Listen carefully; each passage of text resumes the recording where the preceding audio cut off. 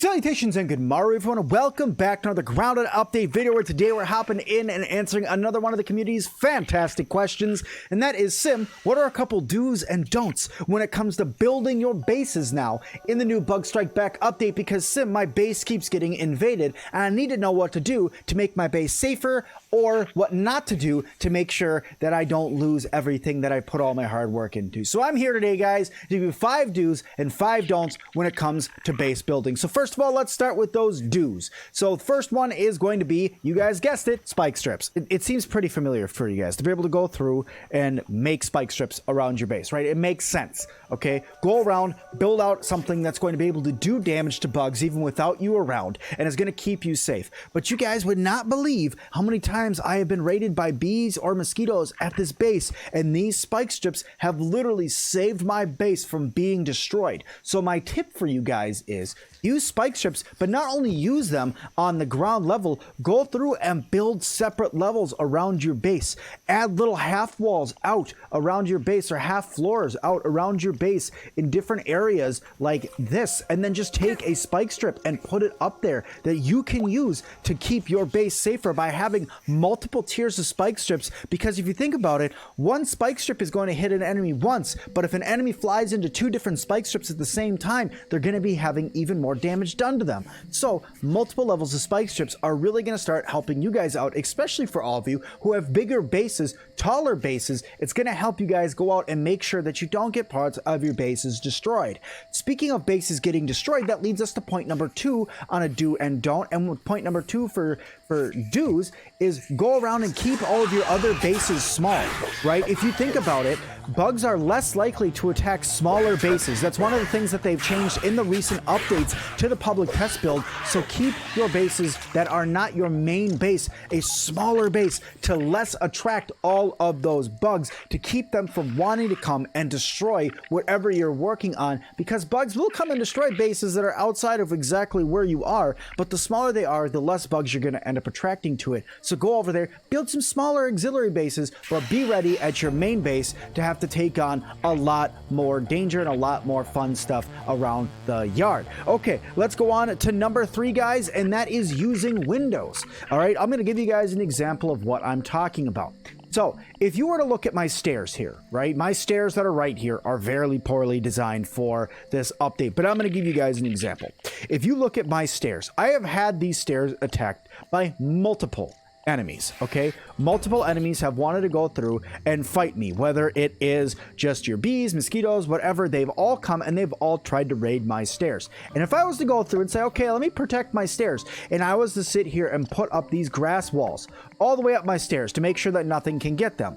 Great idea, right? Fortifying my base, right? Great idea.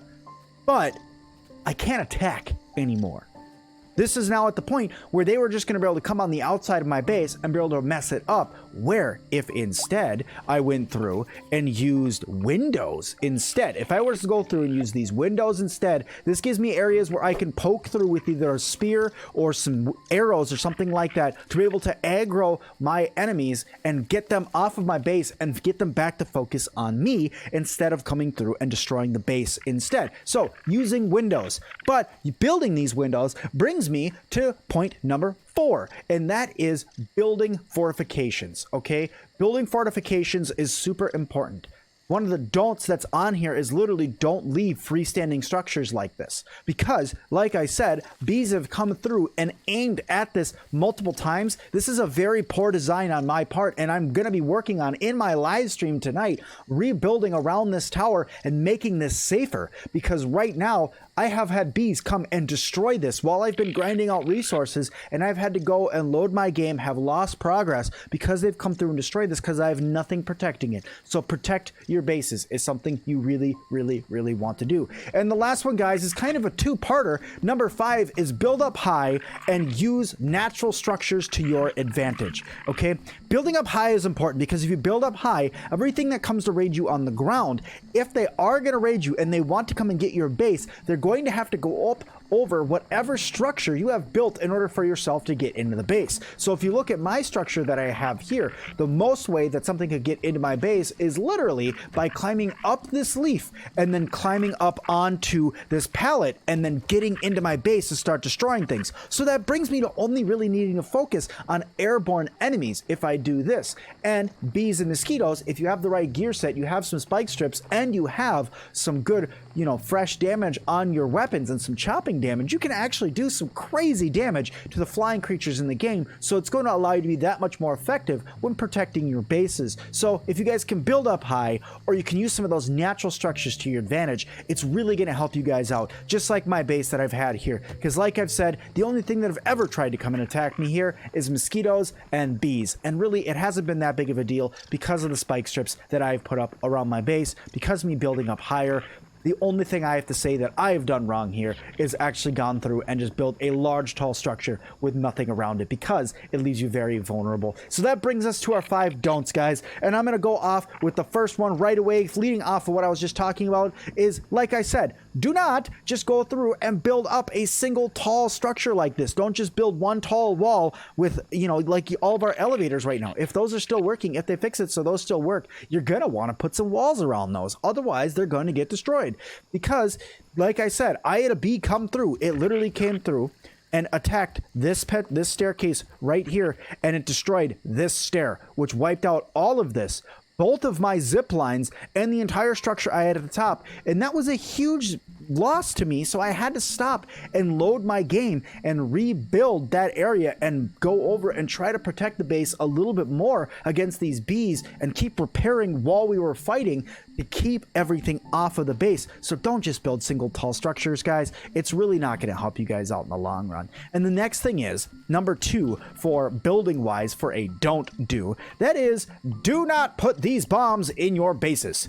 Okay, these explosive bird traps do a ton of damage to structures, so don't put them in or close to your base. These are things that you're going to want to put far away, like somewhere like out over here, maybe out off of this log, out in this area, to take on anything that's approaching from far away. Because if you have these things too close to your structures, they will literally blow walls apart.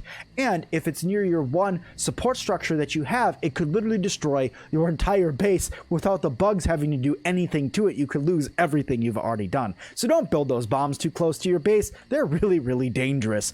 Okay, so let's go through and let's talk point number 3. And point number 3, guys, is don't have only one support structure. I said it before in just a couple seconds ago, and that is, when you're building, don't have one support structure. If you go through and you build out a base and you say, okay, Sim said build up high, so I'm going to build up high, and this is how I'm going to build up high, right? I'm going to go and I'm going to grab these stem scaffolds, and I'm going to go like this, and I'm going to build up like this, and I'm going to put some ladders up, and I'm going to build a whole ladder structure that goes all the way to the top, and then I'm going to have a nice safe base right here, and I don't have to worry about anything except for bees and mosquitoes.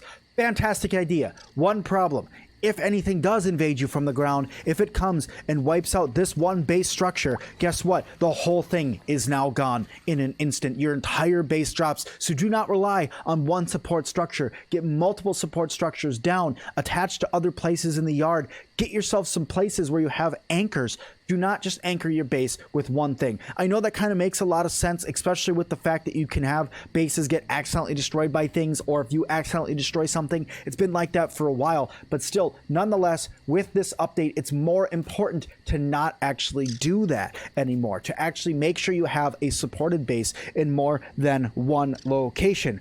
Okay, so another one, number 4, okay, the 4th don't is going to be, do not build your base, a large base, I should say, near a bug hive. That includes the black anthill, the red anthill, the termite mound, you know, the orb weaver's dens that are over here in the hedge, and then also over by the honey jar. Because you aggro bees, you aggro everything in the game the longer you're near it. So if you have a large base that's literally in their home radius, and I don't mean like, you know, where my base is right now is bad because the anthill's way over there, or the abandoned anthill's right here, right? That's not bad. Or even me, who has a base that's up way over there in the distance, as you guys can kind of see, and it's right next to the sandbox over by the antlions. that's not a bad place either. But just don't build a base literally on top of the anthill, because the longer you're near something, the more you aggro it. Even if you're not fighting it, it gets irritated with you being around and then wants to get rid of you because you're encroaching on its territory. So it wants to get to you, it wants to wipe out everything that you're doing and get you out of its face. So be careful, don't build on top of the anthills. I know it seems like common sense, but don't do it because you're probably going to lose that base. All right, so number 5, guys, this one's a little bit more important for you guys, and the last one that I have for you, and that's don't close yourself in. I said that before by building these walls, right?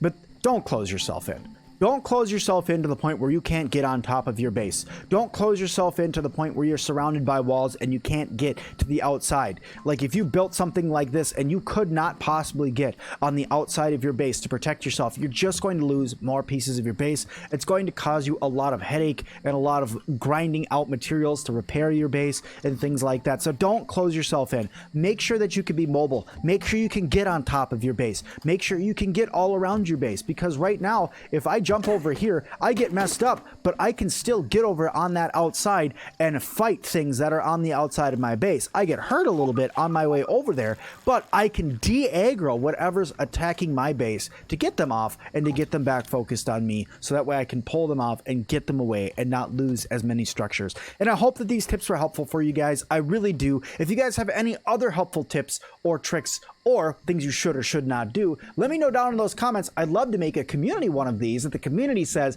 don't do this or do this. I'd love to see what you guys think. Also, if you guys could, I'm working on another video where I'm going to be giving you guys shout outs on fantastic locations that you think are really good for defending. I.e., as an example, one of the locations that I think is excellent for defending is the pagoda that's on top of the pond, but more about that in another video. So thank you everybody so much for watching this one. If you guys could hit that like button for me, don't forget to subscribe and leave me a comment down below. And as always, I'll see all of you guys in the next one.